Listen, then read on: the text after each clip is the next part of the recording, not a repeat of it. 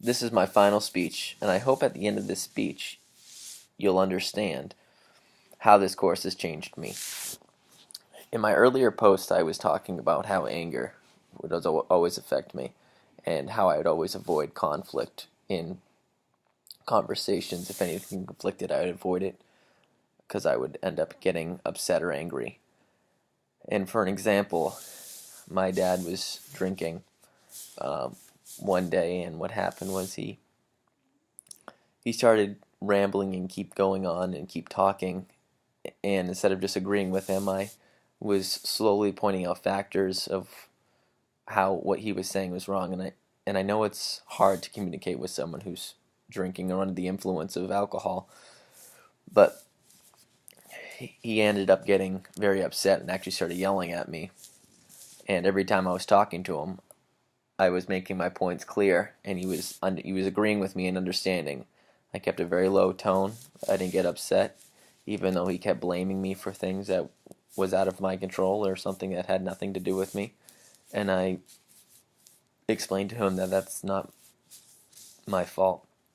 And when talking to him, he started getting really upset because I asked him why, if he's okay, because he keeps jumping in his subject from different topics, and I was making sure he understood because he kept repeating himself.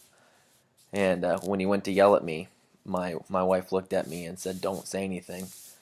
And I didn't. I remained quiet, and I just let him speak his mind, and he was the one that got upset and ruined the dinner for that night. Another example is when I was at work. I learned through this course how people do not how to talk. They don't know how to talk properly. What I mean by that is anytime someone talks to you at work, for example, for my work, they always talk down to me in a demeanor way. They always, if I do something, it doesn't matter if it's right or wrong, I'm always being accused of doing the wrong thing, even though I'm trying. In my opinion, it's always the people that work hard that always get blamed the most.